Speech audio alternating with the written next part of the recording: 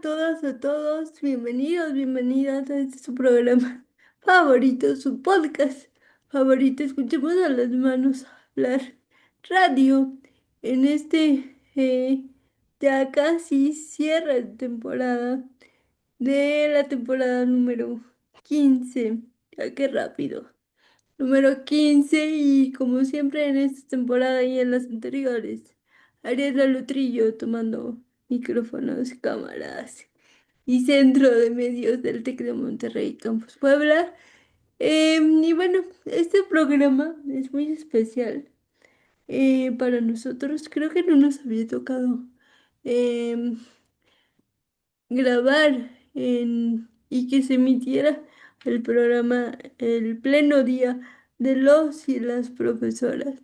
Así que hoy vamos a tener un programa muy especial hablando de educación inclusiva y el rol en ella de los docentes y las docentes en servicio, con una invitada muy, muy especial, nuestra querida colega Jessica Montiel Algredo, experta en neurodivergencia, y ella nos va a platicar. Vamos a tener este conversatorio em, con ella sobre qué rumbo tiene la educación inclusiva en Latinoamérica y sobre todo en nuestro país, México, y con este revuelo que se suscitó por en la educación pública, en la educación básica. Si es que hay vacaciones, se adelantan las vacaciones, no se adelantan vacaciones. ¿Qué pasa ahí en esa organización de nuestros líderes? Pero bueno, sin más, felicitar a todas y a todos los colegas docentes en cualquier área de formación, de especialización, de servicio docente en el que se encuentren, ya sea público, privado, nivel básico, nivel medio, superior, em, em, etcétera. Y bueno, este programa muy en especial y a título personal se lo quiero dedicar a todos y a todas aquellos docentes que formaron parte de mi camino como estudiante. Y muy en especial a mis colegas, a mis líderes actuales, la doctora Ale Castaño, la doctora Connie del Castillo, grandes líderes, grandes colegas que me he encontrado en el camino y en la comunidad TEC, a mis colegas y amigos de comunidad TEC, de la Escuela de Humanidad y Educación, que hemos compartido salones de clases, que hemos compartido capacitaciones. Muchas, muchas gracias a todos y cada uno de ellos. También muy en especial a el doctor Silvestre Angoa Amador, uno de mis profesores en mi formación profesional como lingüista. Muchas, muchas gracias. Lo llevo conmigo siempre. Y también a mi queridísimo, que donde quiera que él esté, donde quiera que él se encuentre, yo sé que sigue siendo un guía, eh, una estrellita más que, que me guía en este camino docente. A mi queridísimo Alejandro Farfán Balánzate, muchas, muchas gracias porque fuiste y eres un ejemplo para mí como docente. Pero bueno, como dijera uno de nuestros queridos líderes y conductores de esta misión, mi querido Jesús Basilio, no nos queremos poner más sentimentales. Les deseamos que sigan festejando y también, ¿por qué no?, escuchando este podcast y festejando, escuchándonos su día. Celébrenlo, abrácense, que el servicio docente no es nada fácil y es un quehacer complejo porque trabajamos con seres humanos, no con robots. Así que sin más, muchas felicidades, les abrazo en cada uno de los sitios que se encuentren. Y vamos a comenzar con este segundo bloque de Escuchemos a las manos hablar. Radio, disfrute y difunde la cultura inclusiva. Vamos ahí con nuestra querida Jessie Alcredo, Montiel Alcredo. Vamos ahí. Muchas gracias. Soy Ariadna Lutrillo. Hola, buenas tardes a todos, a todas. A toda nuestra audiencia. Buenas tardes, buenas noches, buenos días, dependiendo de dónde nos escuchen. Ya regresamos desde un poquito receso largo para la radio, pero no para nosotros. Regresamos de estas semanas tech tan productivas con nuestros queridos y queridas socioformadoras, en donde los chicos trabajaron diferentes prototipados referentes a las necesidades que nos compartían los socios. Y hoy tenemos, como se los dije en el primer bloque, un programa muy especial, además de los programas especiales de aniversario de las manos. Nunca en la radio, por lo que tengo registro, nos había tocado que el programa se emitiera justo el 15 de mayo, Día de los Profesores y Profesoras. Gran labor a nivel nacional, a nivel internacional, mundial, etcétera. Y me da mucho gusto que en este día dicen que no hay casualidades, que este día la invitada de este programa sea mi querida colega. Ya la conocen, ha estado en diferentes emisiones de la temporada pasada, justo en el aniversario de las manos. Nos estuvo acompañando como invitada, hablando de temas acerca de la neurodivergencia.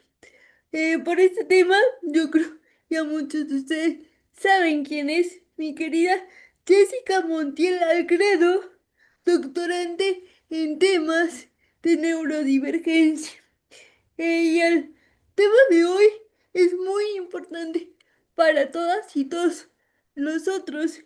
Ella nos va a hablar de cuál es la importancia que le debemos dar a la educación inclusiva como docentes, ya sea que nos especialicemos en ello, en la educación especial, o seamos docentes de cualquier área de formación. Así que bienvenida, querida Jessie, a tu programa, a tu espacio.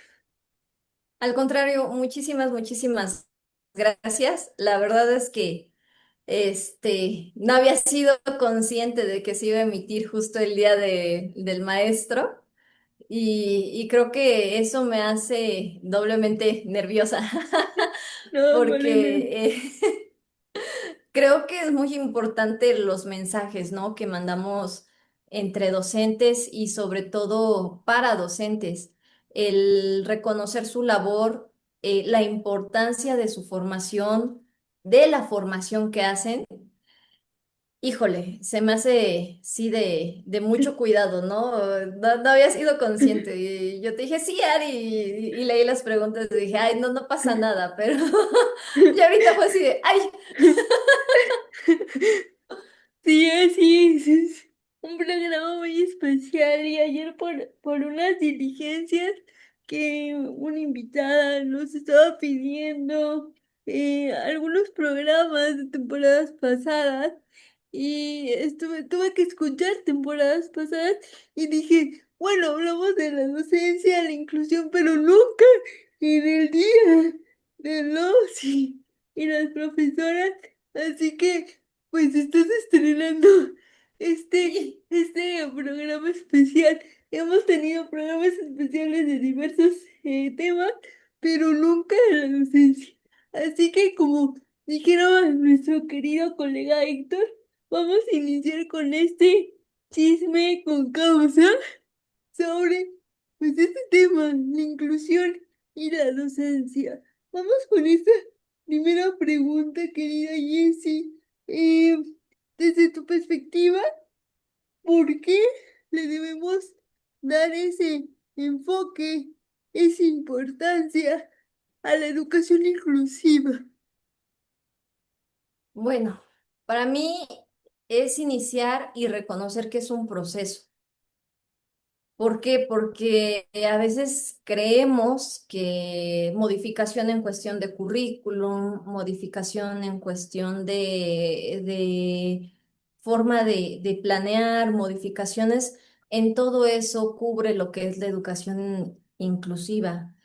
Y no, o sea, nos hemos quedado demasiado cortos en un proceso marco teórico y muy poco legal, porque hay que reconocerlo. Necesitamos mayores políticas públicas que respondan a las personas que presentan alguna discapacidad o alguna condición y que favorezcan los procesos de educación inclusiva. Justo en estos días, hablando con algunos colegas, les comentaba, es que para mí, aún estamos muy verdes en el proceso de educación inclusiva. ¿Por qué? Le digo, porque y media superior. Luego, entiendo que haya casos y situaciones, condiciones propias de la persona que quizás necesitemos empezar a enfocar en un proceso de formación más en cuestión de un oficio, que no es malo, porque también no hay que menospreciar los oficios, ¿no? A estos colegas le decía, sinceramente, le digo, como dicen en los memes, el señor de la barbacoa trae mejor carro que el docente, o sea, hay que aceptar la situación, ¿no? Lo mismo con a veces un albañil, alguien, algún plomero, o sea, no quiere decir que un oficio sea malo, simplemente que quizás las perspectivas estereotipadas que continúa generando la sociedad, pues vamos más encaminados hacia a una formación profesional, ¿no? Hacia una universidad. Digo, pero, ¿qué pasa en media superior? Por la Ley General de Educación nos habla de que educación especial va a estar hasta una secundaria. Y los que pasen en media superior y los que quieran hacer uso de su derecho de continuar su formación en media superior, todavía no existe educación especial en media superior. Se queda mucho en la parte de orientación vocacional.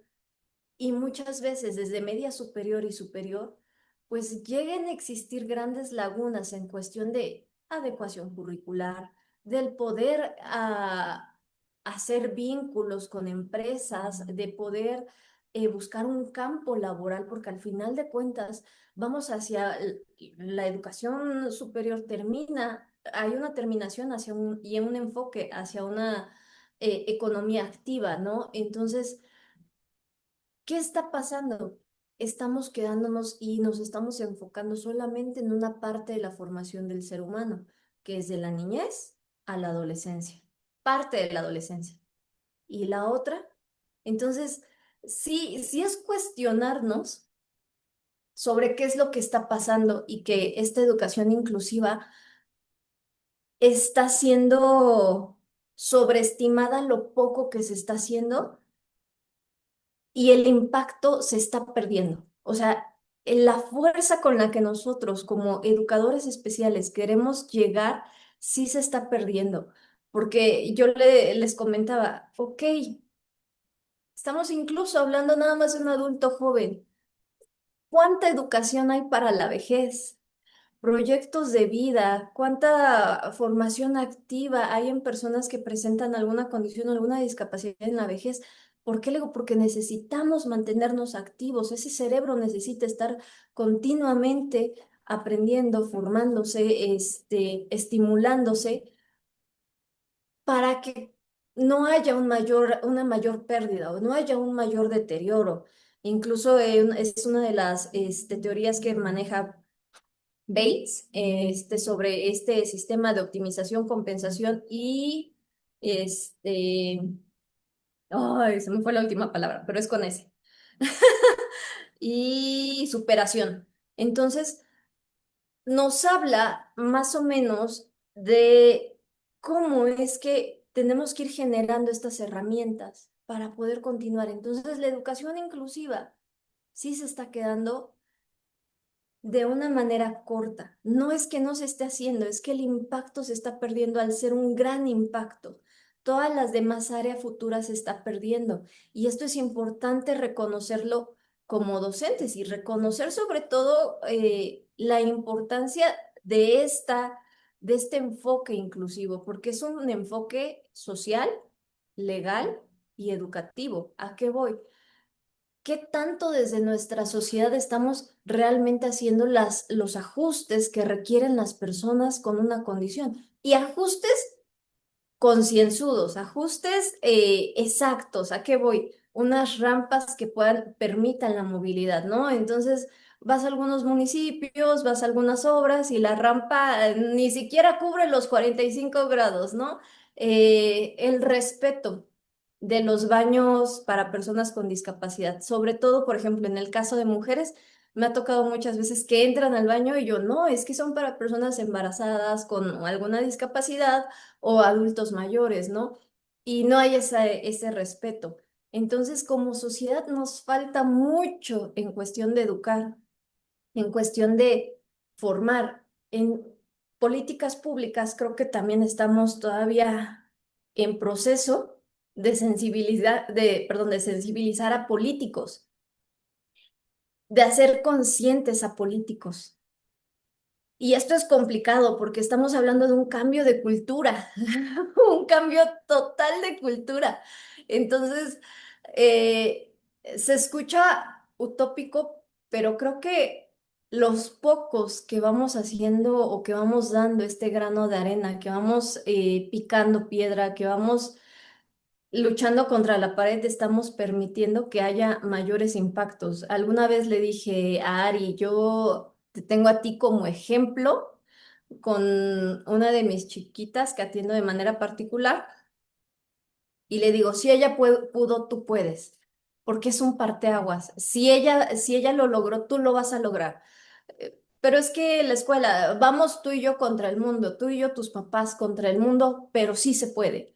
Entonces, a veces es ese cambio de perspectiva. Ahora entiendo súper bien a los maestros de grupo.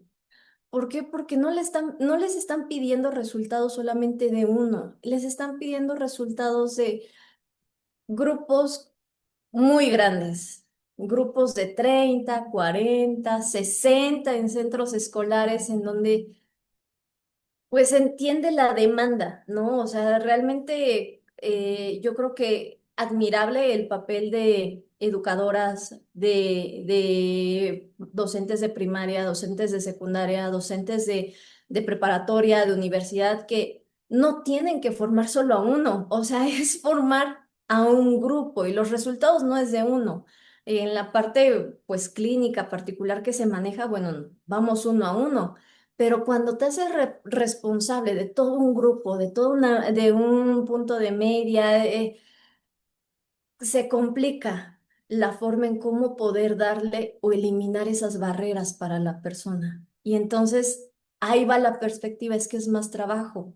No, es que estamos bajo un sistema educativo en donde la infraestructura, en donde la organización desde el marco legal, desde el marco normativo está así. Y que claro, cuando te llegan a ti, pues obviamente dices, bueno, a mí lo que me interesa es también dar resultados de los otros. Sí, justo. Em, Pegas muchísimo en temas muy importantes. Hablando de la materia que me toca llevar y soy de las profesoras que desde que me integré como profesora cátedra en campus, es de mis materias por default. Eh, ya voy a cumplir 6 años en docencia en el TEC y es mi materia que hasta el momento no me la han cambiado y es la que voy a impartir. En la semana anterior, la semana pasada, así se llama nuestra materia, pausamos las materias regulares para dar paso a las materias de una semana, 2 veces por el semestre. Un poco complicado el modelo, pero pausan los chicos, todos pausamos nuestras materias regulares para dar paso a la Semana Tech y son diferentes temas que abordan las Semanas Tech: cambio climático, comunidades inclusivas, perspectiva de género, feminismo, todas esas necesidades que las tenemos como cercanas a nosotros, pero no las observamos. Entonces, invitamos a socioinformadores como tú a que platiquen con los chicos sobre su empresa y ellos les pongan el reto o el ejercicio de, bueno, ustedes van a ser mis consultores de mi empresa y me van a generar un prototipo sobre la necesidad que les estoy presentando. Por equipos, ellos arman un prototipo. En esta ocasión nos tocó la Fundación Intégrate con su líder Jessica, precisamente Jessica, y hablaba de esto, de cómo ella atiende a jóvenes y adultos con discapacidad intelectual, eh, y cómo ellos, de alguna manera, pues no tienen el proceso cognitivo regular como todos, obviamente, sus características de su condición. Entonces, lo que ella les pidió en esta ocasión a los chicos: generen actividades, generen programas donde ellos se desarrollen, donde ellos puedan desarrollar un oficio, donde ellos puedan seguir ejercitando de alguna manera desde su nivel de proceso cognitivo su aprendizaje a su nivel. Entonces, cuando tú te, te acercas a este tipo de situaciones, de necesidades educativas, dices, justo, no solo son las habilidades académicas, como les decía ayer a mi grupo, son las habilidades blandas. También cómo las vamos a desarrollar, cómo vamos a avanzar como sociedad más que como área académica. Y sí, también se entiende, ¿no? Esto de la educación pública básica, lo hablábamos en mi materia semestral, también hablaba de la nueva escuela mexicana, que, bueno, a mí no me toca trabajarla, ¿no? Pero sí analizar el plan, el modelo Y el y, enfoque. y el enfoque, ¿no? De cómo trabajan ellos y dices, ¿cómo lo aplicas con niños de primaria, de secundaria? Y súmale niños con alguna condición de discapacidad. Sí, es complejo. El ser docente es complejo, ¿no? Entonces, a lo que voy con mi comentario es, ¿qué pasó recientemente, no? Con todo este oleaje, le digo yo, sí va a haber vacaciones adelantadas, no va a haber vacaciones adelantadas, mucho, muchos comentarios positivos, negativos, sí, no, ¿qué está pasando con nosotros como sociedad, no? O sea, ya dejamos de un lado el rol docente para, y no sé, no quiero estereotiparte un poco, pero enjuiciar, no sé, o sea, veamos todo un contexto social, cultural, y yo le pregunto a un colega, le dice, bueno, ¿por qué quieren adelantar el, las vacaciones? Y me dice, básicamente, Ari, por el mundial. Ok, wow.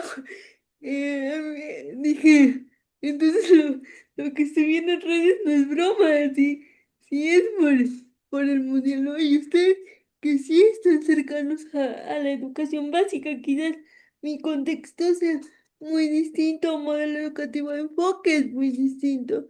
Entonces por eso yo me acerco a usted, porque de eso se trata, acercarnos ahí, hacer catarsis entre, entre los colegas, ¿no? Y parece chiste, pero esa anécdota sí por el mundial, o sea, ¿qué nos está pasando como sociedad? Y muy ad hoc con este comentario. eh, ¿Qué es lo que debe hacer? Pues los profesores, las instituciones educativas, directivos, todo un sistema educativo, le digo yo, para generar espacios inclusivos. Ya no solamente, como tú lo dices, la academia, sino promover los oficios. Si tu condición de discapacidad no permite que avances en más niveles educativos y el sistema tampoco lo permite en muchas ocasiones, como tú dices, lo tenemos que pelear y derrumbar paredes, derrumbar puertas. Si no se abren, yo las abro. ¿Qué es lo que realmente debemos hacer? Todos y todos los docentes, no solo educación básica, no solo educación pública, sino todos, involucrarnos realmente. Ay, es que aquí yo voy a que, por ejemplo, hubo varias reacciones, ¿no? Yo vi dos posturas significativas en cuestión de lo del adelanto de las vacaciones. Algunos docentes estaban, sí, y te soy muy sincera, yo estaba ahí dándome algo. Yo ya me estaba desmayando porque decía, no. ¿Por qué? Porque digo, mis evaluaciones finales, mis niños, buscar los niños, las evaluaciones para el siguiente ciclo escolar, o sea, todo el proceso, ¿no? Estructural que corresponde a mi área. Yo estoy en el área de comunicación en USAED. Entonces, pues estos tiempos como que, digo, para mí son justos, ¿no? De ahí sería como que hacer todo en 15 días y digo, está bien que se pueda, pero no tanto. Entonces, bueno, yo creo que aquí también caemos en en esta postura y creo que voy a respaldar mucho algo. Uno, la docencia es una profesión muy mal pagada, demasiado exigida, pero muy mal pagada. ¿Y esto qué genera? Genera docentes cansados, genera docentes hartos, genera docentes sobrepasados. La mayoría de los docentes yo creo que estamos en burnout. ¿Por qué? Porque ¿qué calificaciones, qué observaciones, qué, o sea, la cantidad de qué planeación, qué productos, qué calificaciones, qué tu rúbrica, o sea, la mayoría de los docentes estamos en un proceso de burnout. ¿Y por qué lo digo y lo relaciono con una educación inclusiva? Al ser un docente mal pagado, buscamos, me incluyo, buscamos una segunda fuente de ingreso. Y entonces, ya sea que algunos dicen, pues yo pongo este negocio, yo pongo el otro. Obviamente, si ya vienes de un docente cansado más una segunda demanda laboral, pues el rendimiento disminuye significativamente. ¿Y esto qué hace? El ingreso que tiene un docente, pues solamente le alcanza para sus gastos básicos. De hecho, yo les pregunté a algunas colegas, ¿y tú pensabas ir al mundial? Y se quedaron, ¡no! Le digo, o sea, el boleto con revendedores está en 50,000 pesos. Y dicen, no, con eso ya hice esto y esto y esto, etcétera, ¿no? La cantidad de cosas que priorizan. Para poder, para poder generar docentes conscientes y hacedores, no solamente soñadores ni planeadores, sino hacedores, porque creo que la palabra lo determina mucho, ¿no? No me acuerdo, no sé si fue de Jürgen Klarik esta parte del hacedor o no me acuerdo bien de qué economista fue, porque sí fue de algún mercadólogo o algo así. Para poder ser hacedores, el docente está consciente que muchas de las adecuaciones, perdón, muchos de los ajustes salen de su bolsa. Y entonces el material él lo pone, el material él lo cubre, eh, él lo proporciona, lo dona, porque en educación pública no hay. Ahora, en educación privada también hay que ir, estamos de la misma forma, estamos con docentes cansados, o sea, no puedo, tengo que reconocer que estamos con docentes de verdad quemados. ¿Por qué? Porque si las exigencias son bastantes en el área pública, pues en el área privada más, ¿no? Y sobre todo porque demandamos, ¿no?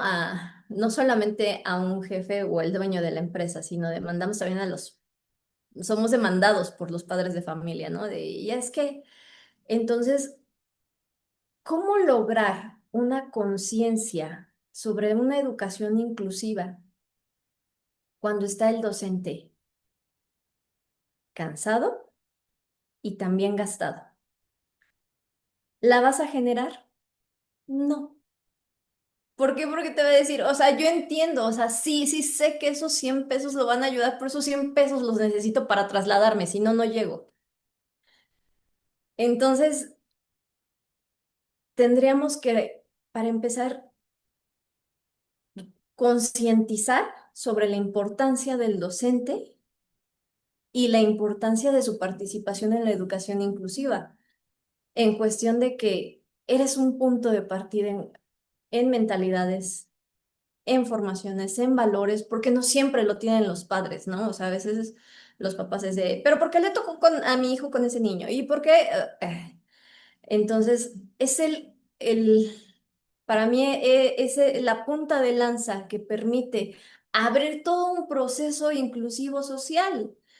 Pero ¿cómo lo haces cuando no le estás dando las herramientas ni una retribución que le permita ir más allá? Alguna vez, hablando desde el privilegio, yo decía, ¿y por qué no estudias la maestría? No me alcanza. Yo, ah, entonces, ves que o creemos que el docente está en un lugar privilegiado y no es cierto. O sea, a veces es los que van hacia una educación de posgrado, muchas veces es dinero que retiran del gasto familiar, ¿no? O sea, no es algo que esté subsidiado por gobierno. ¿Cómo formas en un proceso inclusivo si lo tiene que cubrir el docente gastado y cansado? Sí, justo. Dijera por ahí, parece chiste, parece anécdota.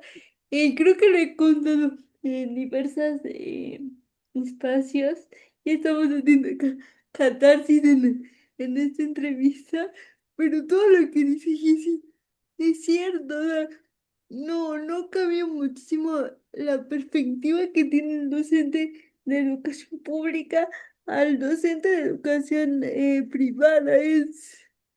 Am, Como bien lo dices, estamos cansados y gastados, porque a mí igual, eh, recientemente, colegas me dicen, para que estés un poco más, sin menos carga académica, eh, con esa un poquito, dijéramos, tranquilidad económica, eh, ¿por qué no te pasas? ¿Por qué no haces tu examen ah, pública? Que sí, puede tener muchas áreas de oportunidad, pero para ti, Ari, para tu condición de discapacidad, puede estar un poco más eh, adaptado a ti, ¿no? Así es lo que me comentan. Y yo, ¿sabes cuántas veces he intentado realizar el proceso? eh, 4 veces, sin mentirte. Y yo ya estoy cansada de, de que a la mitad del proceso me digan, y me lo han dicho, es que tu experiencia laboral es de nivel superior. No tienes experiencia en nivel básico ni medio superior público. Y parece chiste, pero es anécdota. Yo con las personas que me enfrento en el proceso les digo, si este es mi único espacio laboral, es el único espacio donde me han dado la oportunidad de desarrollarme, porque si yo no estuviera acá, yo no sé dónde estaría. ¿Cómo me estás pidiendo? ¿Y por qué no haces ese ajuste? No sé, ¿por qué no haces ese ajuste? Decir, bueno, ok, no tienes la experiencia en educación básica, pero tienes esta experiencia de 6 años. Ok, te acepto. No, súper cerrado, súper cuadrado de... No, ni modo. Digo, yo ya me cansé y a la edad que tengo, dices, ¿ya para qué le busco más? Mejor me quedo acá donde sí tengo un desarrollo profesional como docente, como profesional, como persona. Y yo sé que es muy bonita la educación pública y la conozco porque estudié sobre ella, pero mejor ya ni me canso porque sé que no me van a aceptar. Entonces, sí es complicado tanto para docentes como para alumnos un sistema de gobierno mm, cuestionable, pongámoslo así. Y no podemos hablar de educación inclusiva como tú dices, si los políticos no tienen esa conciencia de que se necesita una educación inclusiva porque somos una sociedad diversa.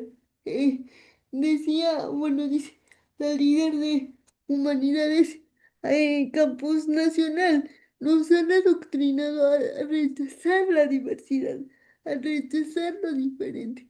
Entonces, desde políticas públicas, desde nuestros líderes, ¿qué podemos hacer? A lo mejor nosotros, desde un sector chiquito, hacemos y hacemos y hacemos, pero si no llegamos a ellos, va a ser muy complicado y vamos a seguir, como tú dices, en pañales en cuanto a mejorar la educación. Primero, educación general y luego enfocarnos en educación inclusiva.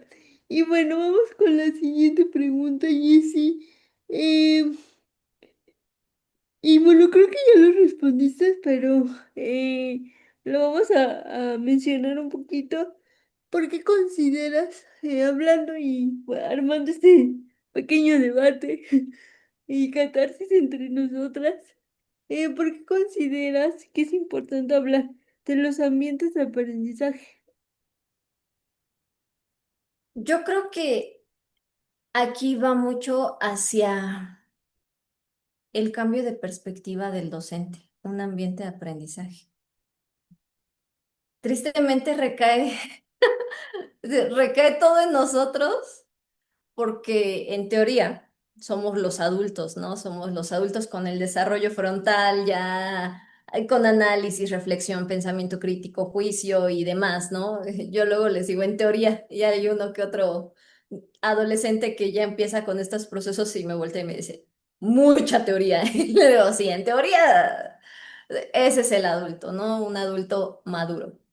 Para mí el ambiente de aprendizaje va a permitir, uno, una organización adecuada que favorezca que todos logren el propósito o la meta establecida para ese aprendizaje. Poder llevar en una sinergia todo un grupo que al final de cuentas, hasta el más pequeño, logre consolidar, logre aprender.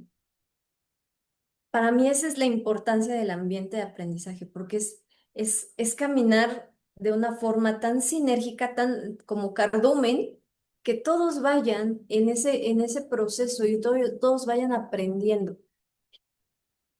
¿Y por qué digo que recae la responsabilidad en el docente? Porque va desde qué tanto el docente le gusta la materia, comprende la materia, le gusta enseñar, sabe enseñar y conoce a su grupo. Yo les decía, hay grupos difíciles. ¿Por qué? Porque cuando te das cuenta dices, oye, aquí hay una diversidad enorme. Unos 6 TDAHs, uno que otro que me sospecha de un DI, uno que otro que digo que es TEA, y son grupos que yo no sé cómo, pero están todos así englobados. Y yo digo, claro, es un grupo difícil, pero si el docente logra conocer la individualidad de ese grupo, va a poder llevar entonces el ambiente de aprendizaje.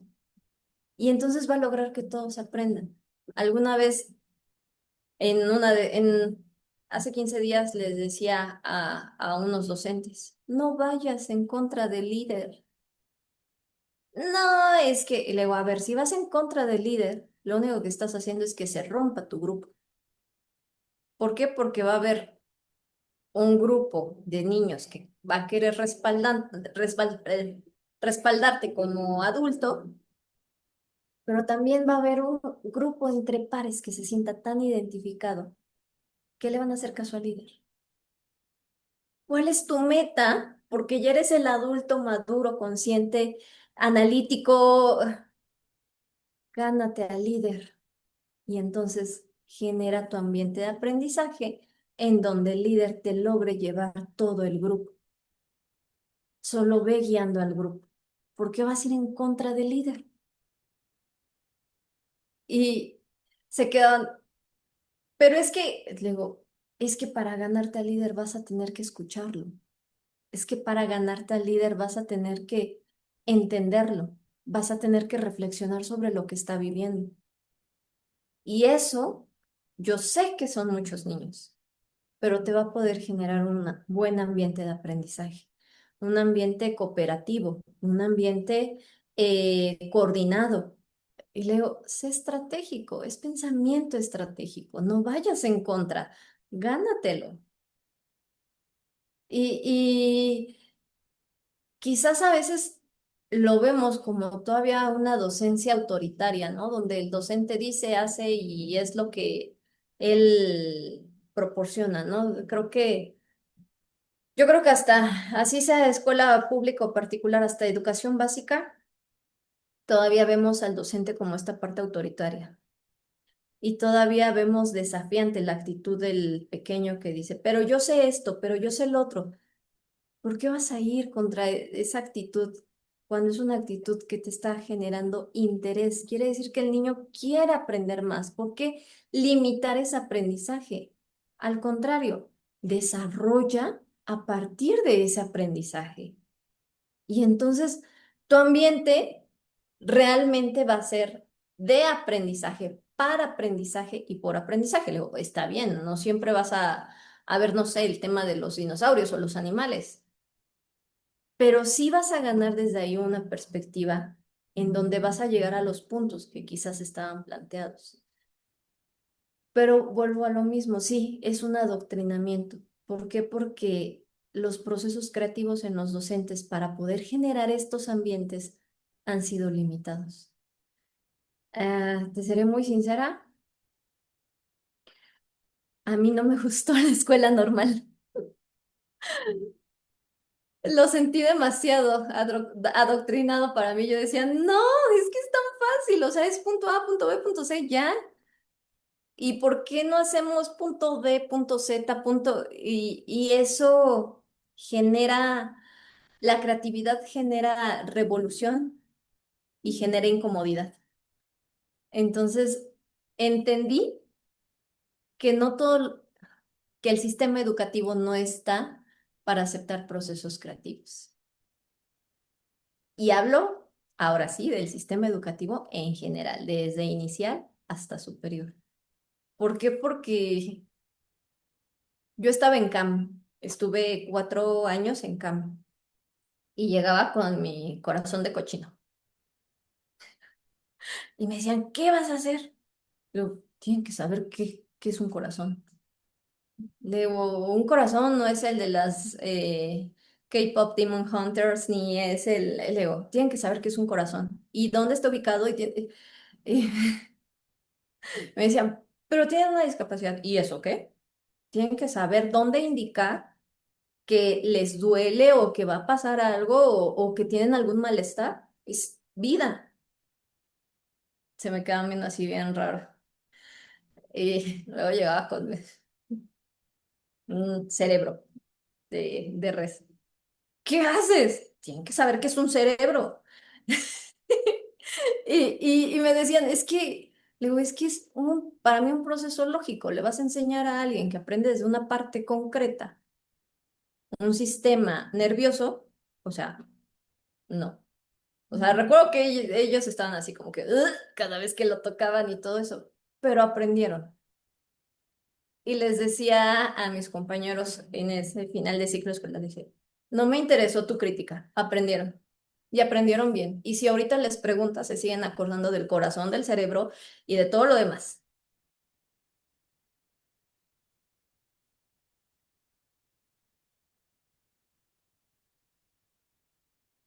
Sí, porque justo, o sea, todo lo que les hablaba Jessica de intégrate a los chicos y yo les hacía y les hacemos cuestionamiento y siempre en Semanas Tech les hago este cuestionamiento cuando nos toca trabajar con socioformadores de organizaciones o fundaciones con alguna discapacidad y nos tocó con comunidad inclusiva. Les decíamos, a ver chicos, ustedes tienen entre 18 y 20 años. Eh, ¿A quién de todos ustedes, de todo este grupo, digan sinceramente a Estelar, quién realmente, a quién realmente le gusta convivir todos los días, en todo momento, con su entorno familiar cercano? O sea, papá, mamá, a veces ni la familia extendida, solo es papá y mamá. Con ellos vas al cine, con ellos vas a comer. Realmente a esta edad ustedes tienen, les gustaría convivir 24/7 con sus papás. Ah, sean honestos. Entonces, no, sí, no, chicos, entonces ustedes se van al antro, están acá, conviven con nosotros que somos sus profesores, ahorita con los socioformadores, están en los representativos, culturales, deportivos. No 24/7, están con los papás y con la familia cercana. Entonces eso sí pasa con las otras personas con discapacidad, que se nos limita y que por la sociedad y por no una educación inclusiva nos toca de estar conviviendo 24/7 con papá, con mamá y pocas veces con la familia extendida. Y no nos gusta como a veces tampoco les gustaría estar conviviendo 24/7. Entonces qué importante que al menos un docente sea disruptivo y diga, acá se va a aprender así. Y nos los dijo Jessie, de Intégrate también. Dice, yo todos los viernes les pongo tatuajes de henna. Porque si les gusta tener el tatuaje, pues sí, ya tienen 15 años, 20 años. Quieren tener un tatuaje, pues les pongo el tatuaje. Si se quieren rayar, que se rayen, ¿no? Y es Es que ahí te voy a proyecto de vida. Por eso te decía, o sea, queremos cortar la educación inclusiva y lo demás. O sea, ¿y si se quieren casar? ¿Y si se quieren juntar? ¿Y si quieren tener un bebé? Y entonces te das cuenta que seguimos en pañales. O sea, sí, seguimos verdes en cuestión de educación inclusiva y no se diga en inclusión social. O sea, Ajá. toda la parte de inclusión social todavía está totalmente buscando, ¿no? Una estructura, una organización.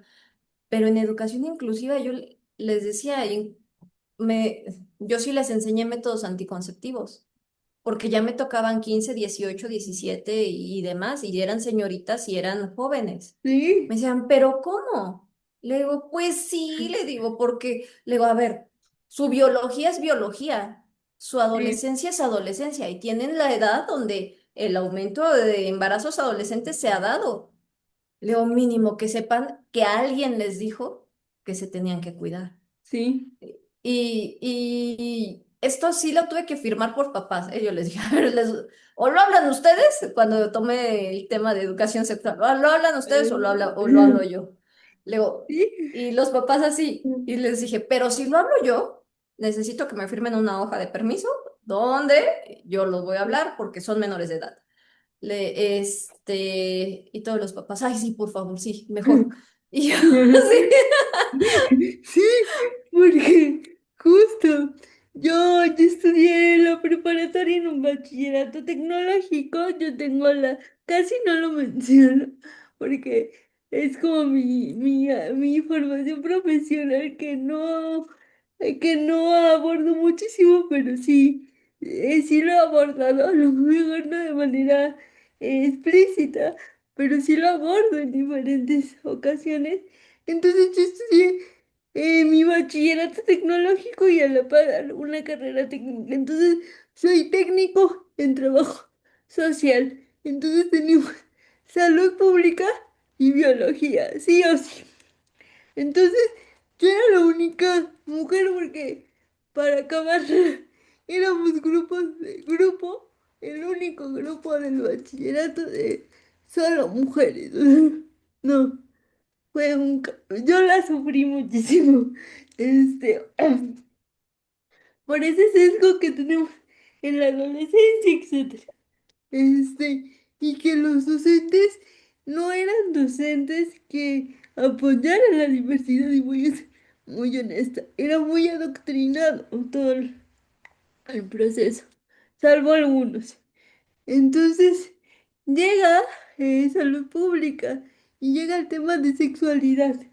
Una mamá de una alumna regular eh, llega a la dirección mega asustada que cómo nos estaban pidiendo a nosotras de 15 16 17 y si hiciera cierto que nos estaban pidiendo métodos anticonceptivos, el método anticonceptivo como tal, el condón, la pastilla, etcétera, el DIU que como, o sea, súper espantadas, con un grupo de mamás de 10 mamás, eh, manda a llamar la directora a mi mamá y le dice, a ver, la que me puede reclamar por algo, a lo mejor es la mamá de Ariadna por diversas cuestiones, ¿no? Que sí, en ese caso había muchos sesgos por parte de los profesores hacia mí por mi discapacidad. Y le dice, a ver, ¿usted está de acuerdo o no con esta clase? Y mi mamá, sí, porque yo no tengo las herramientas ni las tuve para mis otras hijas de explicarles todo su proceso, el proceso biológico. Si ustedes sí tienen las armas y las herramientas, adelante, yo no me voy a oponer. O sea, por favor. Entonces, creo que de ahí va. Y también... yo entiendo el proceso de los papás, puede ser muy complicado. Y teniendo discapacidad, híjole, es bien complicado. Tener ideas disruptivas, parece chiste, pero es anécdota, teniendo una discapacidad, porque dependes de tu entorno familiar cercano, dependes de la sociedad y dependes del juicio de esa sociedad. Entonces, sí es bien complejo, pero que haya profesores así que entiendan este nivel de conciencia, créeme, Jessy, se agradece muchísimo porque van rompiendo estas barreras que nosotros en algún momento tuvimos. como generaciones millennials. Entonces, sí se agradece. Vamos a la siguiente pregunta, Jessie. Eh, Creo que ya lo hablaste y muchísimo, abordaste muchísimo esa pregunta, pero la voy a mencionar solamente. Si quieres profundizar un poquito más, adelante. ¿Qué tan importante es hablar no solo de las competencias académicas en los chicos, sino de las competencias blandas y de gestionar emociones en nuestros alumnos? Ah, yo creo que deberían de ser cosas que se deben de trabajar desde educación inicial. ¿Por qué? Porque es- creemos que, que de verdad que ya todos nos... Vuelvo a lo mismo, yo pobrecitos de mis niños porque yo les digo, en teoría y de mis adolescentes, en teoría el adulto que está frente a ti se regula, tiene control de emociones, conoce sus habilidades blandas, las desarrolló, las estimuló, se me queda bien. En teoría. Y yo, sí, la teoría no miente, no te digo la práctica, porque, ok, creo que se le ha dado mucho valor hacia la competencia académica, no es que sea malo, creo que, o sea, es algo que hay gente que puede ser muy brillante, hay gente que puede ser muy inteligente en cuestión de lograr competencias académicas. Sin embargo, puede que sea muy brillante, pero no tenga las habilidades blandas para desarrollarse en la vida. No maneje la frustración, se le dificulte resolver problemas, que termine huyendo de un lugar a otro, no tome decisiones con el cerebro y no con la emoción. Creo que eso ha sido algo que estamos presentando mucho como generación millennial. Creo que se nos exigió, y te lo digo porque sí estuve con el privilegio, vuelvo a lo mismo, el privilegio de que mis padres me pagaran educación privada, pero también se me exigía una beca. Entonces, te soy muy sincera, las competencias que desarrollé son muy académicas, pero me ha costado mucho trabajo desarrollar las habilidades sociales.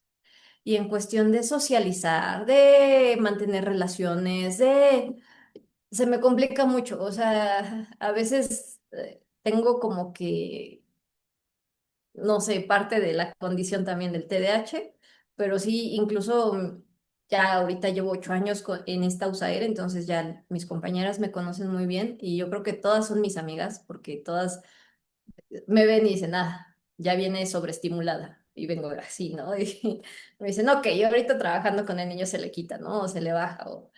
O... Sin embargo, sí me ha costado mucho la parte, y yo creo que fue a muchos millennials que se enfocaron mucho en la parte de competencias académicas, el desarrollar habilidades blandas. Esa importancia, esa facilidad incluso de manejar emociones y todo eso, es algo que muchos adultos estamos desarrollando hasta el trabajo. Hasta que no te queda de otra, de que es que tiene, ejemplo, esto se me hace muy sencillo. Poder platicar contigo solamente viéndote a ti es de, ay, sí lo hago, pero ponme frente a un público y yo es de, no puedo, no, no, no. No lo puedo hacer por una transmisión así en Zoom. Se me hace muy complicado, ¿no? Entonces, esta importancia de permitirles reconocer a los padres de familia que el hecho de no lograr una competencia académica, pero sí lograr desarrollo de habilidades blandas, para mí es fundamental. ¿Por qué? Porque la palabra éxito ha sido mal empleada y estereotipada. Y estereotipada en el feminismo, estereotipada en educación especial, estereotipada eh, en un matrimonio. O sea, la palabra éxito ha sido realmente demasiado sobrevalorada. Creo que el éxito de la persona tendría que ser qué tan feliz es la persona. Y puede decir la persona, ¿sabes qué? Yo soy la persona más feliz del mundo poniendo uñas. Desde que me levanto, me arreglo, me siento realizada. ¿Cómo poniendo uñas? Pues sí, pero a veces ganan exactamente lo mismo que el especialista en la parte clínica, con unas uñas bien así como que muy, muy detalladas. Y dices, ay, es lo de mi hora. Pues sí, pero tienes habilidad, o sea que yo no, ¿no? O sea, es que ¿por qué tan caro este material? Bueno, o sea, lleva un chiste el hacer un material. ¿Tú lo sabes hacer? No, pues no, no sé, no pasé ni tijeritas uno ni tijeritas dos. Bueno, pues entonces págalo. Eh, quitarnos la cultura del regateo, porque son parte de nuestra cultura, ¿no? Y parte de a lo mejor por lo que se ha menospreciado los oficios, el desarrollo de estas habilidades. Hay personas que realmente yo me he encontrado personas en el consultorio que no tienen una carrera, pero tienen un desarrollo para negocios económicos que yo dije, ay, quisiera. O sea, en cuestión de los resultados. Pero te das cuenta que es parte de cómo se ha estereotipado el éxito. Y el éxito tiene que ser individual. El éxito tiene que ser de acuerdo a los proyectos que hemos diseñado y entendiendo que el proyecto cambia y cambia todo el tiempo y cambia todos los días. O sea, el proyecto de vida quisiéramos que fuera así de punto A a punto Z, no. O sea, entonces, entendiendo eso, podríamos favorecer estas habilidades blandas. Le decía a estos compañeros, es que hasta para ser albañil tiene su chiste. Y me decía, ay, ¿cómo crees? Y le dije, sí, yo alguna vez estaba trabajando un maestro albañil y le empezó a comentar algo a mi esposo y le dije, ¿qué es eso de macuarro? No sabía de dónde venía la palabra macuarro hasta que él me explicó. Es que hasta en la albañilería hay niveles. Los que quieren empezar a aprender a ser albañiles se les dice macuarros. Y yo, ¿qué es eso? Dice, es que el macuarro va por la coca, va por los clavos, dice, así se le empieza a enseñar. Después va el chalán, después va el primera cuchara y después va el maestro albañil. Yo dije, no, pues sí, o sea, sí tiene su chiste, claro que tiene su chiste. Y entonces le decía a este compañero, entonces tú lo vas a meter a una media superior para la obtención de una beca o para el desarrollo de sus habilidades. Porque si es de sus habilidades, para mí ahorita debería de estar de macuar, si es que eso es lo que se le da, ¿no? O sea, si es que se le da la albañilería. Y se quedó.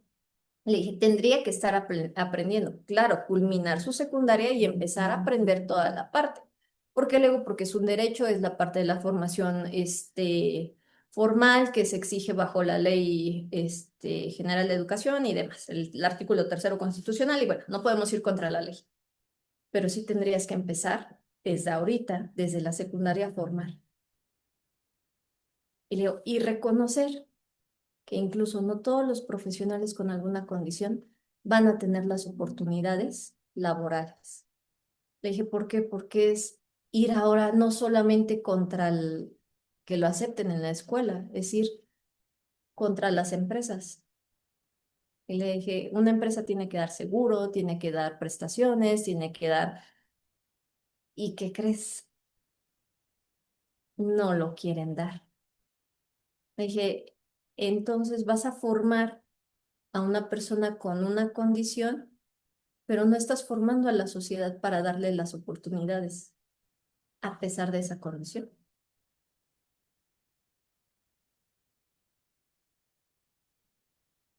Qué importante, Jessie. Disculpa el ruido si se escucha por ahí algo, pero qué importante. Em, Insisto, nos toman las palabras de la doctora Judith, nos adoctrinan. Entonces, las personas con alguna diversidad, discapacidad, pues estamos en un sistema tan normalizado que, ok, tienes que estar en el sistema educativo regular, porque bueno, voy a hablar a título personal, porque tu condición solo es física, y necesitas adecuaciones físicas. Entonces, cuando yo me graduó de la universidad, ¿qué es lo que yo quería? Como todos mis compañeros, y no estuvo nada bonito y no estuvo nada padre, ¿no?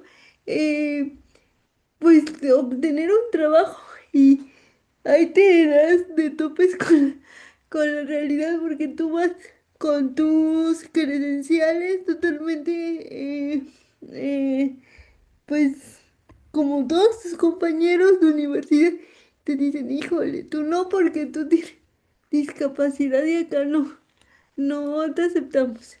Ok, entonces, Y no sé tú, pero tú solamente ibas pidiendo una oportunidad, sí, justo. diciendo, dame un No, chance, no, venme. dame trabajo. Yo no te pido otra cosa más que trabajo. O sea, este es mi título, este es mi cédula. Nadie me lo regaló. Cumplí como cualquier otro alumno o alumna. Dame trabajo. No. Y no, y no, y no. Dije, bueno, me voy al emprendimiento por mi cuenta.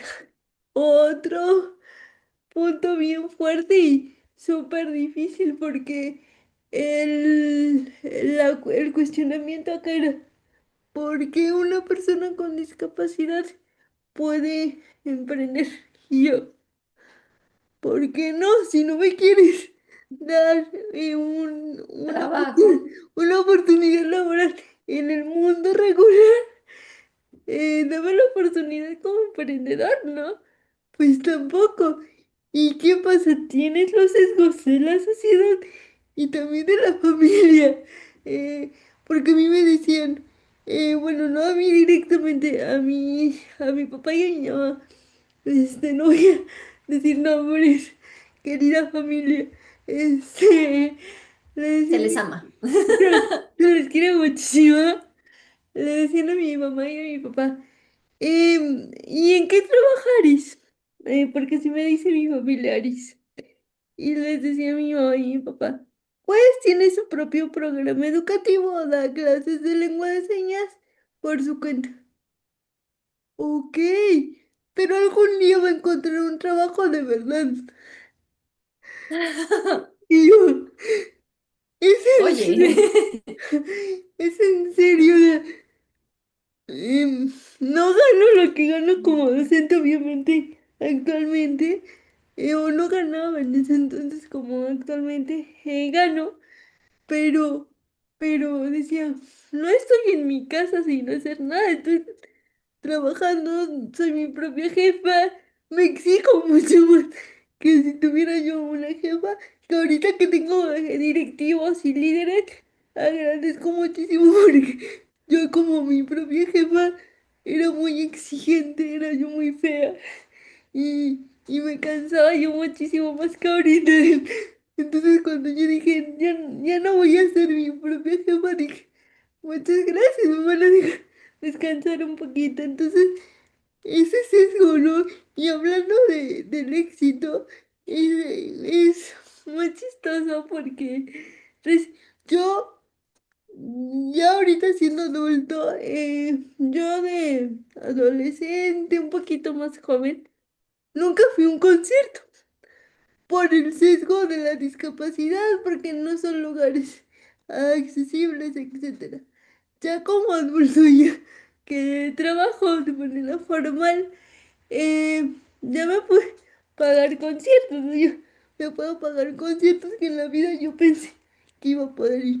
Cuando lo comparto con familiares, pues me da la emoción, ¿no? De, miren, o sea, la chiquita Aris que quería ir al concierto nunca pudo ir, ahorita sí. Y se quedan así, ay, ¿y por qué? O sea, gástatelo en otra cosa, ¿no? En algo utilitario. Bueno, caramba, esa es mi percepción de éxito. para mí de que algo que lo Y es con dije. lo que te sientes satisfecha. Sí, justo. Entonces también como sociedad, como familia, dejemos esos sesgos de decir, eso no es éxito. ¿Cómo crees? O sea, no, no apoyemos y emocionémonos con los logros también, con las pequeñas victorias de los demás, ¿no? Pero bueno, vamos a este pequeño corte comercial con la cápsula de nuestro alumno Julio y regresamos en un momento a este cierre de este chismecito con causa que se puso muy bueno con Jessie y como dijeron, no estamos hablando de nosotras, sino de personas que conocemos y de lugares que conocemos. Ajenos, no es, ni siquiera es la tierra. Ni siquiera somos nosotras. Entonces regresamos a esta última parte de este programa de qué relación tiene la educación inclusiva con los docentes. Más bien, cómo podemos relacionar la educación inclusiva con el quehacer docente. Regresamos. El primer McDonald's fue fundado el 15 de mayo de 1940. Fue fundado por los hermanos Richard y Maurice McDonald en San Bernardino, California, y originalmente se llamaba McDonald's Barbecue. En 1948 cambiaron el sistema operativo, al reducir sus operaciones e introducir el sistema de servicio Speedy Service System. Reinventaron el menú, simplificándolo a solo vender hamburguesas, shakes y papas fritas, llegando a servir sus hamburguesas a tan solo 15 centavos, sentando las bases del modelo de negocio que los distinguiría. Finalmente, el negocio terminó en las manos de Ray Kroc, quien después de quedarse con el negocio empezó a franquiciar en distintos lugares de Estados Unidos y el mundo. Hoy, no solo es la marca de comida rápida más reconocida a nivel mundial, sino que además se ha convertido en una de las empresas más grandes del mundo.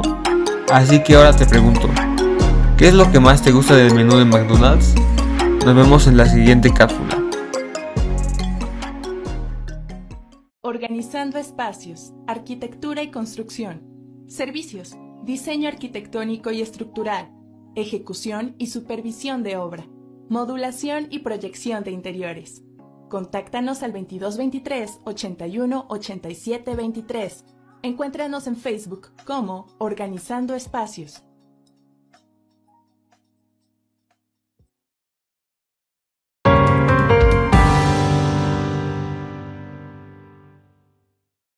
Bueno, querida audiencia, no nos gusta terminar los programas. Quisiéramos estar acá en el chisme, con causa, con nuestro cafecito, sobre todo ahorita que está lloviendo. Pero vamos a este último bloque con nuestra querida Jessie Montiel. Jessie, ¿tú consideras que sí ayuda o es importante la capacitación docente para generar un ambiente y poder llegar más bien a una educación realmente inclusiva?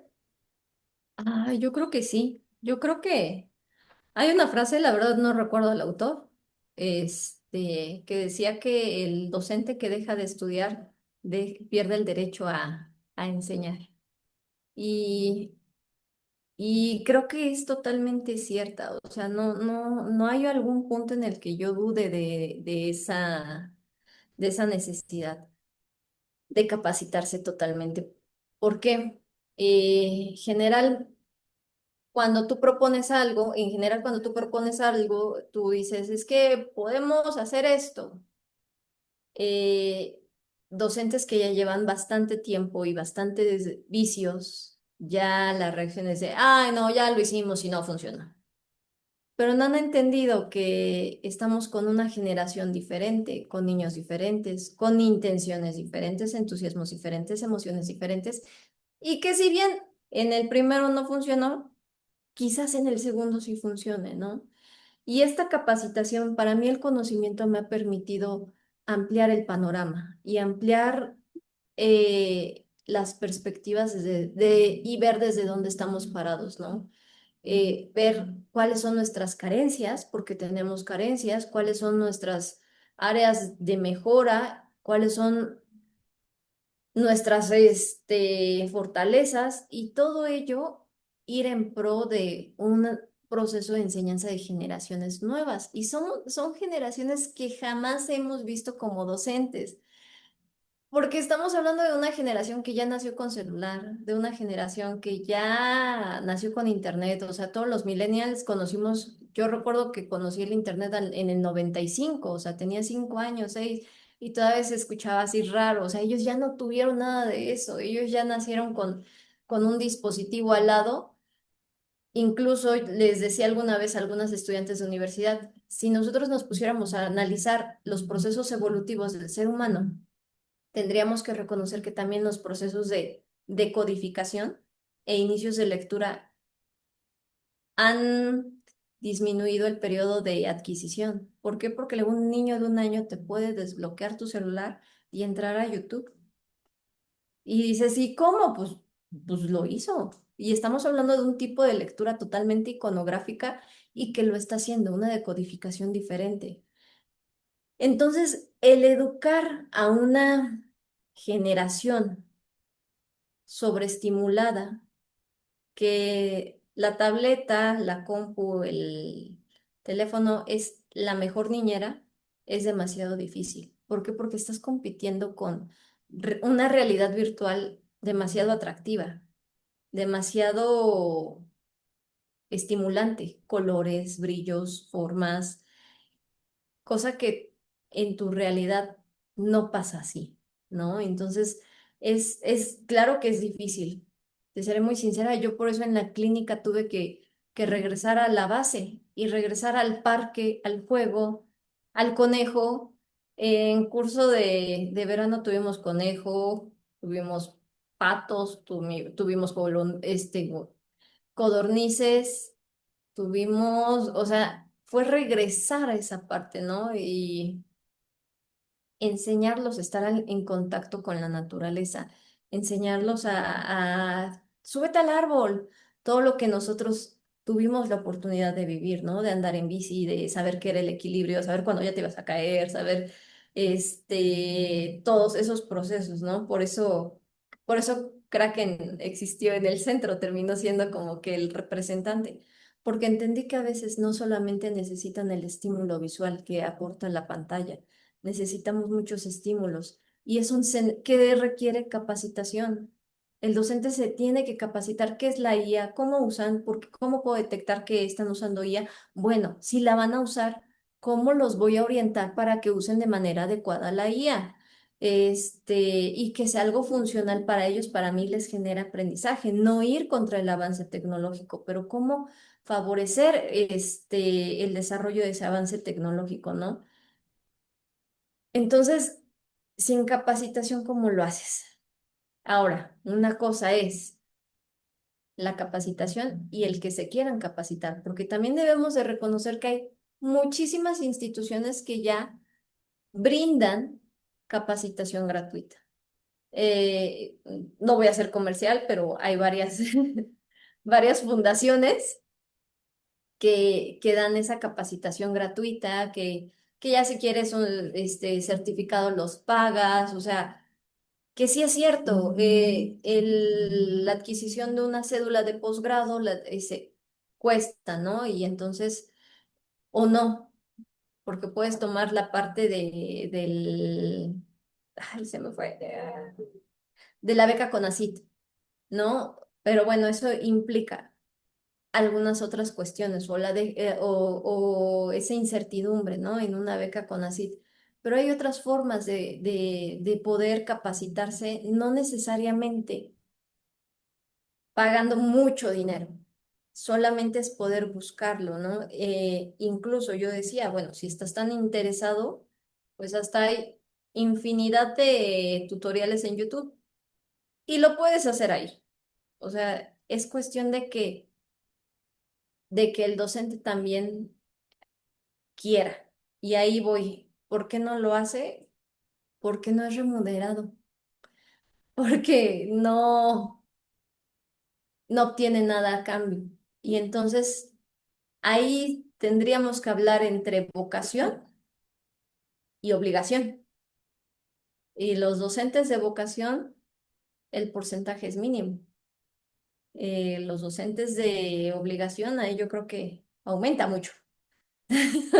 Entonces, creo que esa es la razón de la ausencia de la capacitación docente, pero también de la falta de conciencia de la capacitación docente. ¿Y yo qué gano?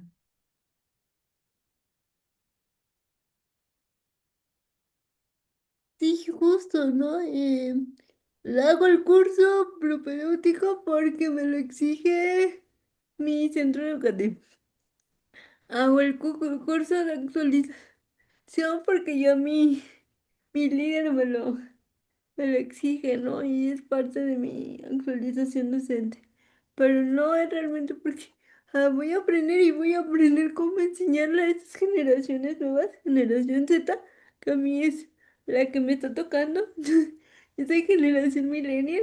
Eh, ay, a mí me tocó el Discman, el Walmart, el poner el cassette, escuchar genuinamente en cassette.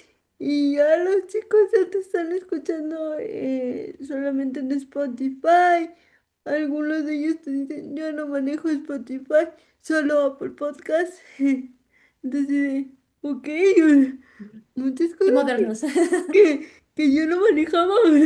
Sí, yo no soy de esa época, chicos, a mí todavía me conquistaron con cartas, cartas escrita a mano y se quedan así de, no, mi, esto es solo mensaje.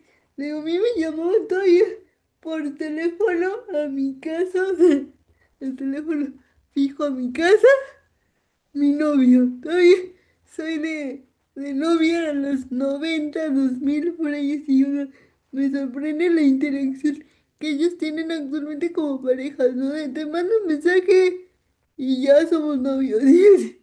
Y no se piden bonito, ¿quieres ser mi novia? ¿Quieres ser mi novio? No, ya el mensaje, digo, entonces sí soy, ya no soy de esta generación, chicos. Pero bueno, vamos con la última pregunta. ¿Cómo consideras que, pues con todos estos cambios, estas nuevas generaciones, realmente haya de manera genuina en un futuro una educación inclusiva, Jessie?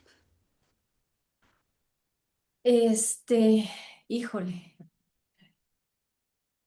pues yo creo que tendríamos que reestructurar para una genuina educación inclusiva desde el sistema educativo, desde la organización, la infraestructura, el número de estudiantes por docente, las horas laborales reales del docente, no las consideradas por la SEP, sino las reales del docente, y el buscar una dinámica en donde genuinamente se eliminen barreras para el aprendizaje, la participación y se favorezca desde la conciencia en cuestión de docentes, padres de familia y poder de ese modo llegar a los alumnos.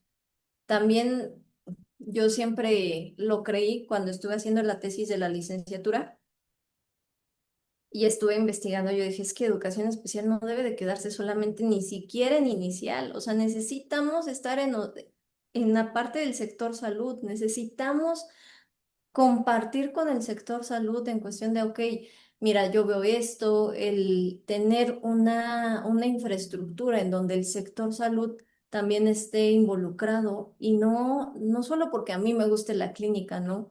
Sino porque creo que hay un sesgo en donde educación inclusiva dice, ¿es esto?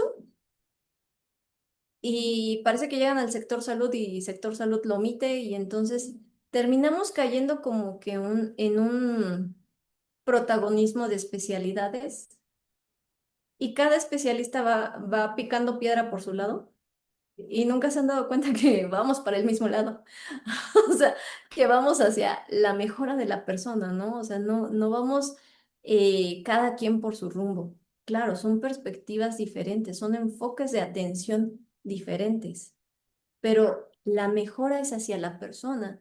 Entonces, creo que también el saber que necesitamos que el sistema de salud pública cubra muchas de las atenciones, diagnósticos y demás es muy importante porque termina el educador especial dando impresiones diagnósticas y termina siendo el docente todólogo, ¿no? Entonces termina siendo realmente psicólogo, enfermero y demás, y abogado, y debe de saber sus derechos y debe de saber sus deberes y sus obligaciones más, porque si no va demandado.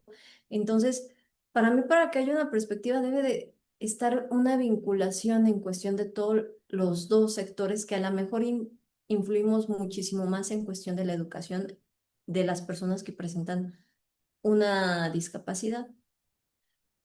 ¿Por qué? Porque el médico dice, no, es que no va a caminar. El fisio lo rehabilita y en educación no hay la infraestructura. Entonces se sesga, se corta. Y creo que para mí es empezar a reconocer que estamos del mismo lado. Yo me presenté le doy muchas gracias al doctor Rogel, Josué Rogel Cuevas, que la verdad es un neurólogo pediatra. Trabaja en Puebla, estuve en Tlaxcala y yo me presento así, pues yo soy esto. Y si me manda, se lo agradecería mucho. Y la verdad es que él confió y entendió la necesidad de incluso esta terapia de aprendizaje, esta atención individualizada, el que yo le diga, mira, yo veo esto y esto y esto y esto, pero no sé tú porque tú eres el experto. Yo veo esto, pero tú al final de cuentas eres el experto en esta área. Yo no me estoy metiendo en su área. Yo estoy solamente siendo a lo mejor un punto de partida para todo lo que él puede encontrar, ¿no? Y el dejar de vernos como esta parte de rivales, es que te vas al área clínica, es que nosotros somos sociales. A ver, no se trata del área clínica y no se trata del área social, se trata de generar inclusión y una inclusión real.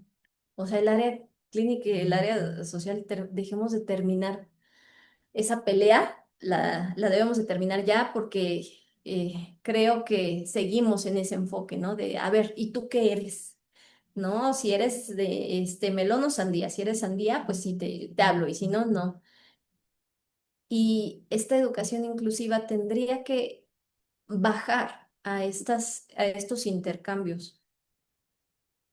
En algunas escuelas particulares que atiendo a niños, alguno que otro niño de manera particular, voy y les digo, si no lo sabes, si no entiendes el TDAH, dímelo, no te cobro, solo dímelo. Y no lo hago. Le digo, por la clientela ni por el convenio, ni...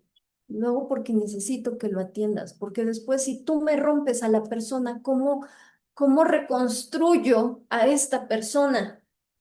Y digo, ya es tan frágil, es tan fácil romperla, que prefiero regalarte mi trabajo, pero que lo aprendas. Entonces, sí, sí es necesario el entender que necesitamos respetar las áreas pero caminar conjuntos.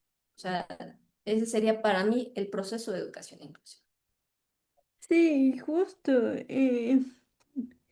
Parece un proceso complejo, pero es real.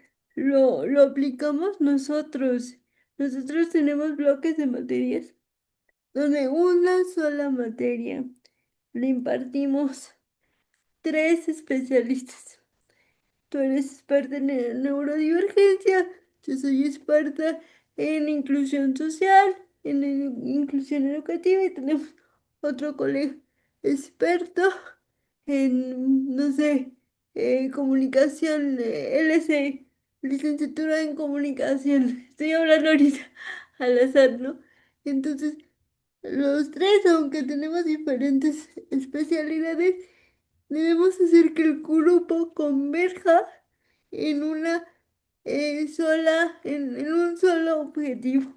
Su evidencia final con las tres especialidades. Yo, como tú dices, Yo no soy experta en comunicación, pero sí voy a detallar el trabajo en mi área. El otro compañero, en este caso, tú vas a detallar si los chicos van a hablar sobre neurodivergencia, observar que ese producto realmente está hablando de neurodivergencia y qué tipo. El otro compañero, ahora sí a juntar todo y voy a hablarles de comunicación, ¿no? Entonces, sí se puede lograr. A lo mejor, si lo platicamos de manera externa, no comunidad tech, es en serio que así imparten las materias ustedes. Sí, la mayoría de las materias son impartidas de esta manera y respetamos cada una y cada una la formación que tenemos, pero todos llevamos un objetivo y tenemos un fin, que el grupo cumpla con esa evidencia y nos respetamos y cada uno de nosotros hablamos con el equipo que nos toca trabajar. De esto impartí el día de hoy. Ya, entonces yo continúo con esto y el otro compañero con esto. ¿Es complejo? Sí, porque somos seres humanos y, Cada cabeza es un mundo. y es un mundo distinto, pero cuando ves el resultado de los chicos, que los chicos al inicio te dicen, no, es que es una materia, pero son diferentes temarios, es una materia distinta, no, somos la misma materia que vamos a llegar a un punto. Entonces, sí se puede. Complejo, sí, pero es que todos llegamos a un punto. A lo mejor ahorita Jessy va a decir, ya no me hables porque tú eres humanista y yo soy clínica, etcétera. Pero podemos llegar a este acuerdo, a esta carnita, como dijéramos, de llegar a algo, a una sociedad realmente, uno sana en muchos aspectos y dos incluyente. ¿Qué mensaje hoy, siendo 15 de mayo, para todas y todos los colegas, sea del área que sea del nivel educativo que sea? ¿Qué mensaje les brindas a los y a las colegas docentes? Pues primero, muchas felicidades. Creo que el reconocer su labor no puede englobarse en una frase, en una palabra, en un buen deseo, ¿no? Creo que el reconocer su labor va mucho más allá. Es reconocer incluso también sus derechos, desde pagos dignos, desde reconocer sus horas extras de trabajo y demás, ¿no? Sin embargo, también debo de reconocer que gracias a todos ustedes docentes, pues hemos formado buenos seres humanos. No digo que la sociedad esté de color de rosa, pero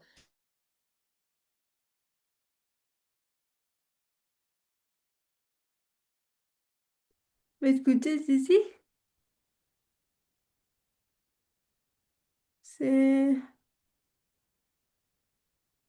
Se cortó. Ay, sí, voy a detener la grabación.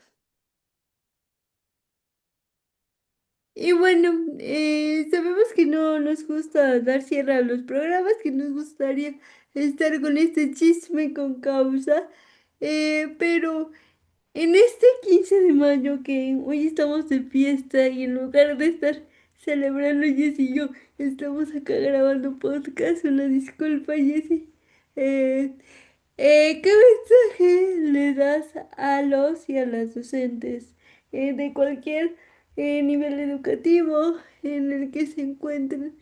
¿Qué mensaje les brindas? que su labor realmente ha sido de impacto, que sus acciones, sus desvelos, sus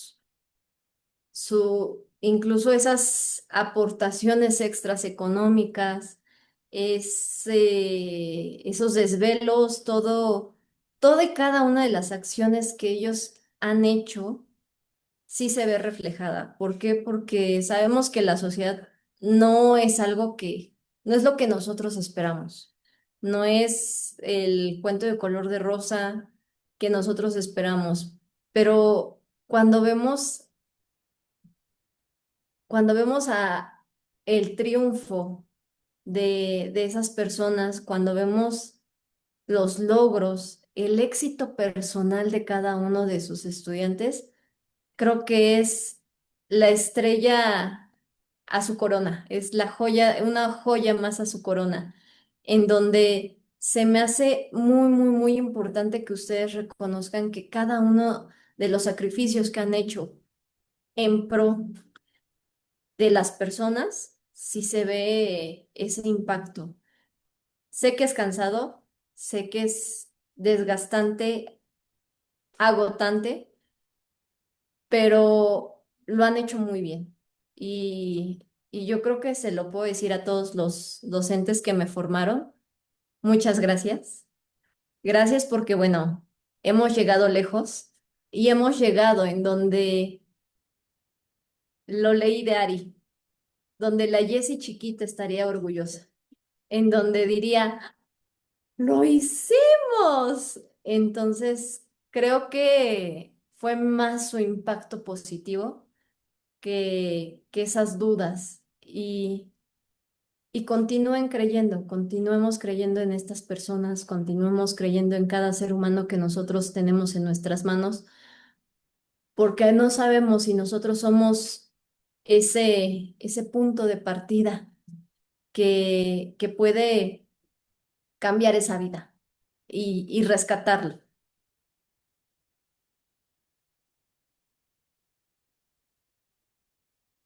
Sí, justo. Qué bonito mensaje, Jessy. Qué buen mensaje, más allá de lo bonito. No me quiero quedar en lo superficial, pero qué mensaje tan certero, tan profundo y fuerte en estos tiempos de incertidumbre para la docencia. Em, no te toca valorar la docencia y a quienes fueron tus docentes hasta que estás de este lado.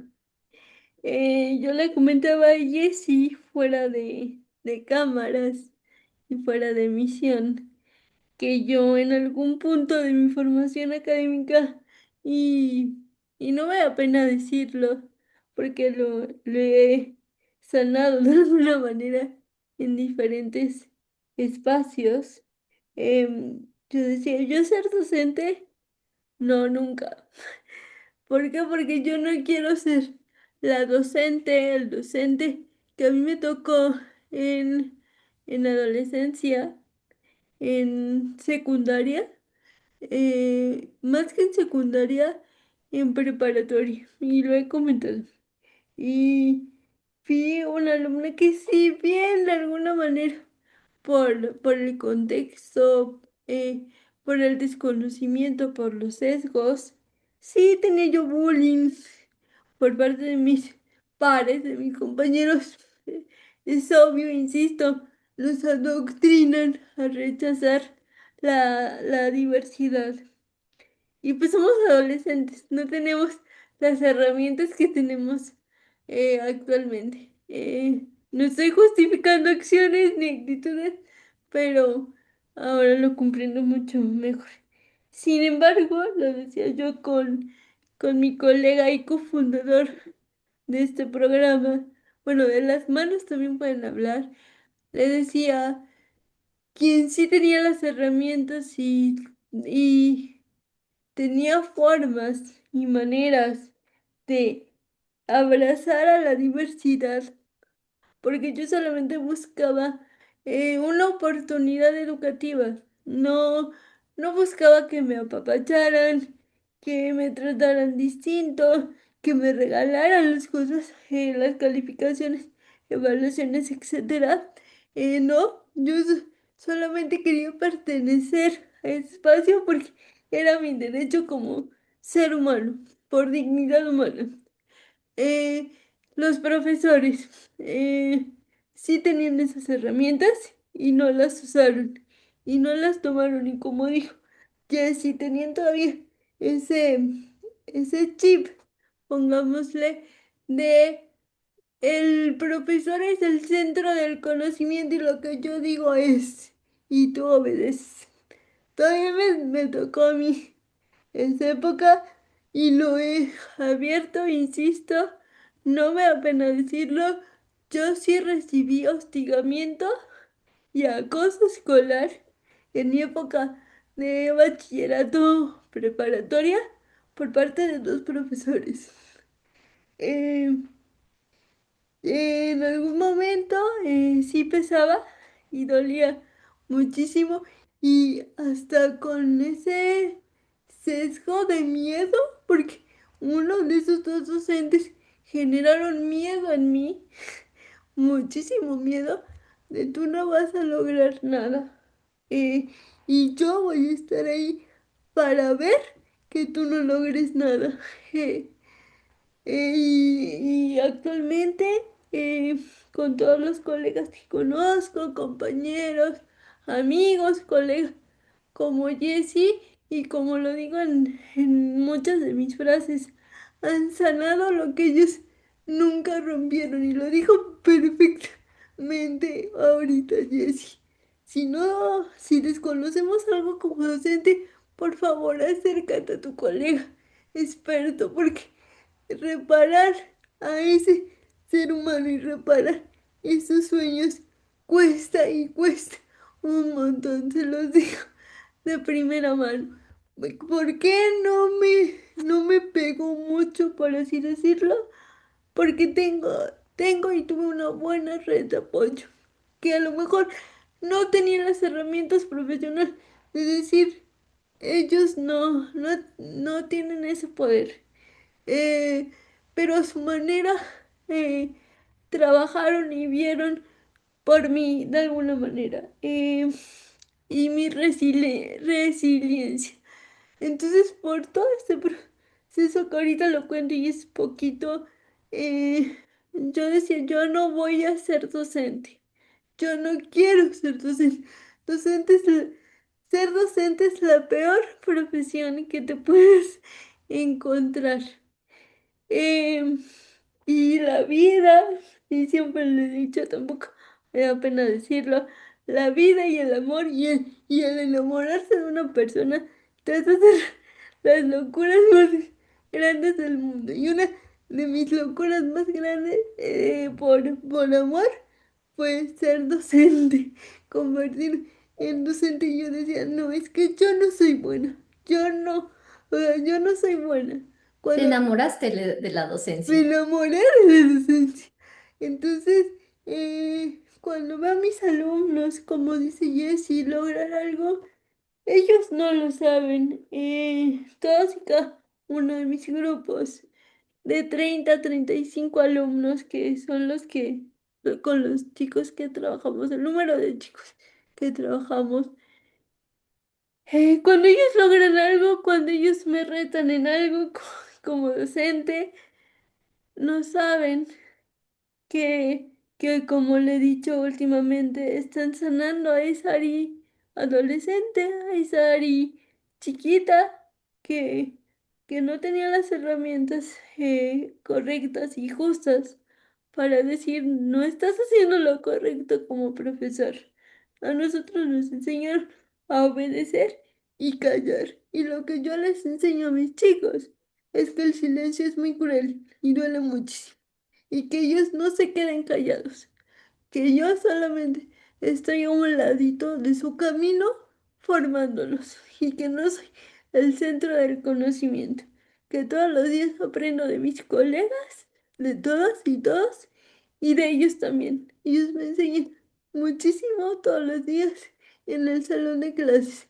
Así que cierro este programa muy especial, primero que nada agradeciéndole a Jessie que ya sea invitada, ya es súper mega especial y que esperemos seguirla teniendo con nosotros. Ya es parte de la casa, dijéramos, ya es parte escuchemos a las manos hablar radio, ya es tía de la radio. eh, y dos, seamos los docentes que quisimos tener en algún punto de nuestra formación, y como alumnos, como estudiantes, porque siempre se los digo a los chicos, yo no trabajo con robots, yo trabajo con seres humanos. Y si una etiqueta tienen que tener ustedes, es cuidado, tienen sueños y debemos tener ese tacto y ese cuidado con, con nuestros alumnos, eh, porque contienen sueños, como también nosotros, actualmente docentes. Voy a tomar las palabras de Jessie, adultos, en teoría. También tuvimos, también tuvimos sueños. Y si bien no tuvimos las herramientas, no sigamos con este sesgo inconsciente de ser el centro del conocimiento. No lo somos. Todos aprendemos de todos y todas.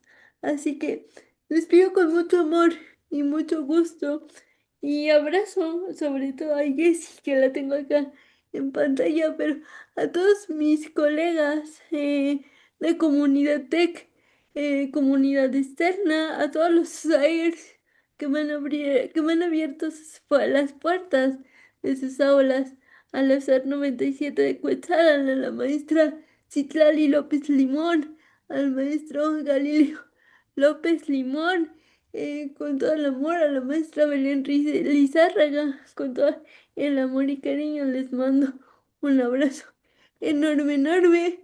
A quien, sin saberlo, en secundaria fue un bálsamo y fue maestro de vida en ese momento para mí y que hemos compartido diferentes momentos de historiedad y de vida y ahora como colegas en este quehacer profesional de la docencia, al maestro Héctor Menilla García y a todos y a cada uno de mis colegas en Comunidad Tech, a la doctora Ale Castaño, al doctor Carlos Prado, a la doctora Connie, a la doctora Stephanie Morón, a mi querida maestra Caro Cruz, a todas y a todos ustedes. Muchas, muchas gracias, colegas, porque han sanado, insisto, todas y todas a los que mencioné y los que me faltaron, se han sanado lo que nunca rompieron. Muchas gracias y muchas felicidades. Vámonos a brindar con un vino tinto y a seguir luchando por una educación inclusiva. Mi nombre es Ariana Lutrillo Arellano. Los escuchamos y nos vemos muy pronto. Disfruta y difunde la cultura inclusiva. Muchas gracias. Hasta luego. Bye.